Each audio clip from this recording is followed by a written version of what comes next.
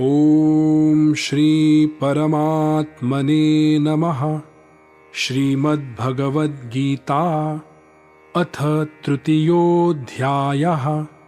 अर्जुन उवाच ज्यायसि चेत् कर्मणस्ते मता बुद्धिर्जनार्दन तत्किं कर्मणि घोरे मां नियोजयसि केशव। व्यामिश्रेणेव वाक्येन बुद्धिं मोहयसीव मे। तदेकं वद निश्चित्य येन श्रेयोऽहमाप्नुयाम्। श्रीभगवानुवाच लोकेऽस्मिन् द्विविधा निष्ठा पुरा प्रोक्ता मया नघ। ज्ञानयोगेन सांख्यानां कर्मयोगेन योगिनाम्। न कर्मणामनारम्भान् नैष्कर्म्यं पुरुषोऽश्नुते। न च सन्न्यसनादेव सिद्धिं समधिगच्छति। न हि कश्चित् क्षणमपि जातु तिष्ठत्यकर्मकृत्। कार्यते ह्यवशः कर्म सर्वः प्रकृतिजैर्गुणैः। कर्मेन्द्रियाणि संयम्य य आस्ते मनसा स्मरन्। इन्द्रियार्थान् विमूढात्मा मिथ्याचारः स उच्यते। यस्त्विन्द्रियाणि मनसा नियम्यारभतेऽर्जुन। कर्मेन्द्रियैः कर्मयोगम् असक्तः स विशिष्यते। नियतं कुरु कर्म त्वं कर्म ज्यायो ह्यकर्मणः। शरीरयात्रापि च ते न प्रसिद्ध्येद कर्मणः। यज्ञार्थात् कर्मणोऽन्यत्र लोकोऽयं कर्मबन्धनः। तदर्थं कर्म कौन्तेय मुक्तसङ्गः समाचर। सह यज्ञाः प्रजाः सृष्ट्वा पुरोवाच प्रजापतिः। अनेन प्रसविष्यध्वम् एष वोस्त्विष्टकामधुक्।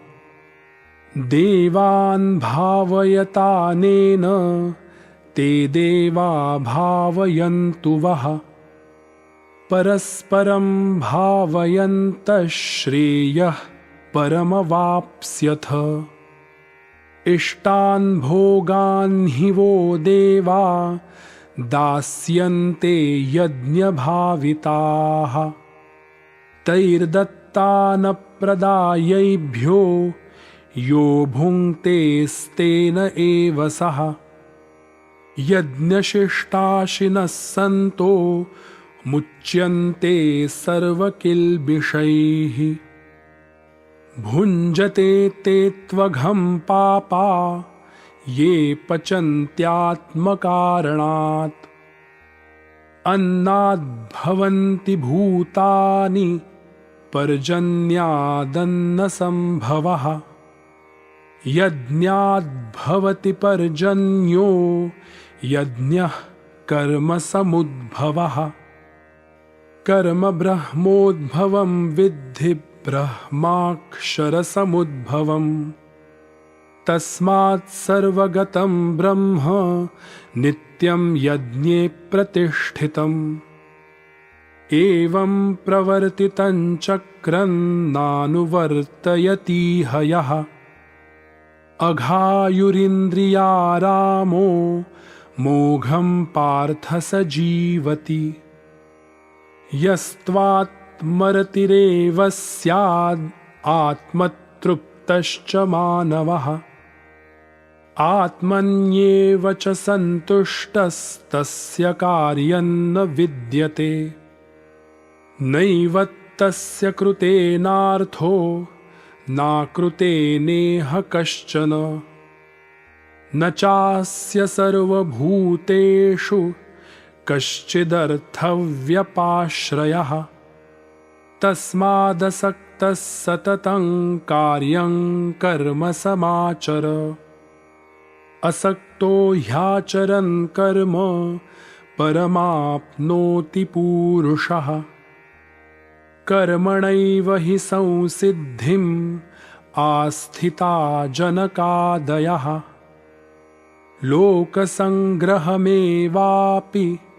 सम्पश्यन् कर्तुमर्हसि यद्यदाचरति श्रेष्ठस्तत्तदेवेतरो जनः स यत्प्रमाणं कुरुते लोकस्तदनुवर्तते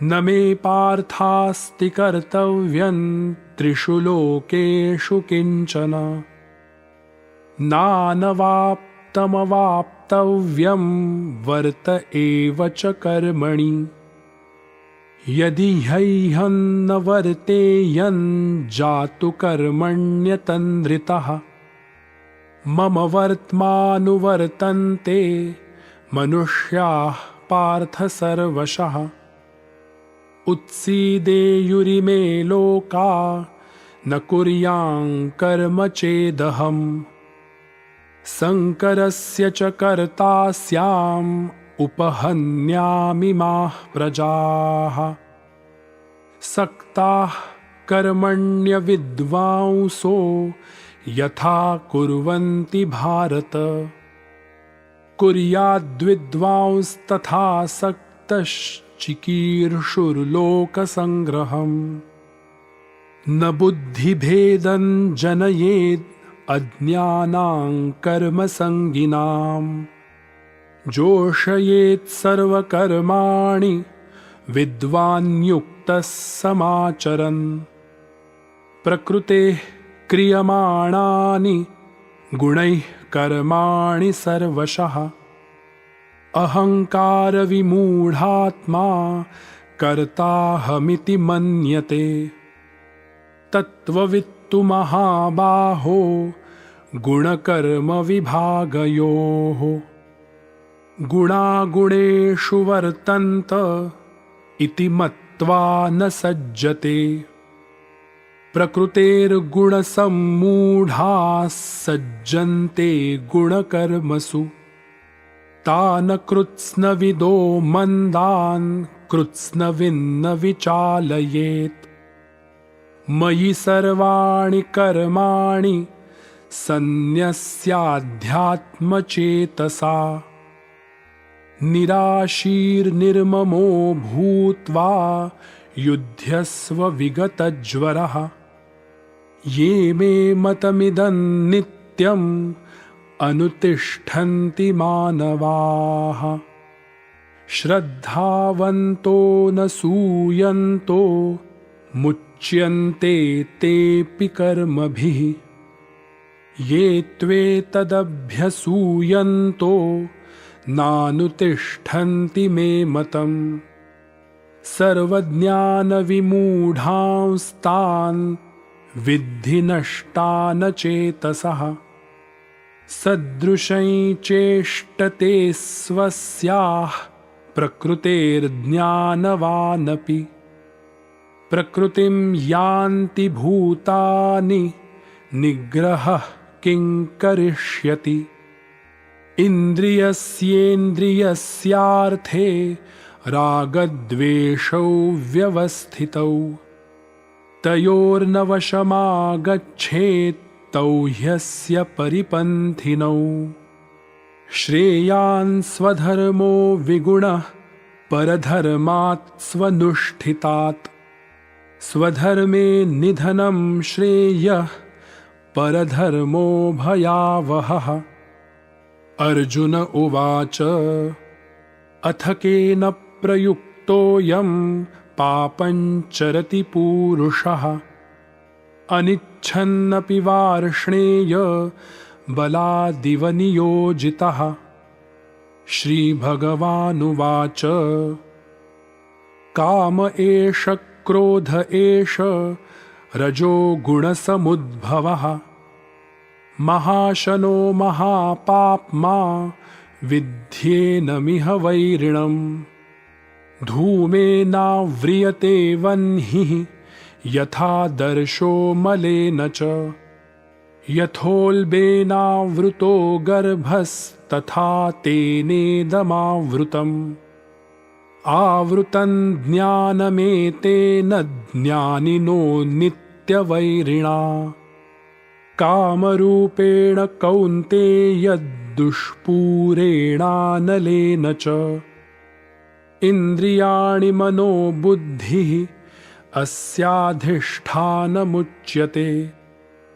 एतैर्विमोहयत्येष ज्ञानमावृत्य देहिनम् तस्मात् त्वमिन्द्रियाण्यादौ नियम्य भरतर्षभ पाप्मानं प्रजह्येनं ज्ञानविज्ञाननाशनम् इन्द्रियाणि पराण्याहुः इन्द्रियेभ्यः परं मनः मनसस्तु परा बुद्धिः यो बुद्धेः परतस्तु सः एवं बुद्धेः परं बुद्ध्वा संस्तभ्यात्मानमात्मना जहि शत्रुं महाबाहो कामरूपं दुरासदम् ॐ तत्सदिति श्रीमद्भगवद्गीतासु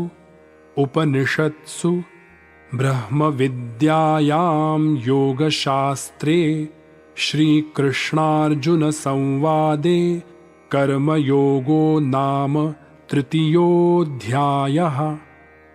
ॐ श्रीकृष्णार्पणमस्तु।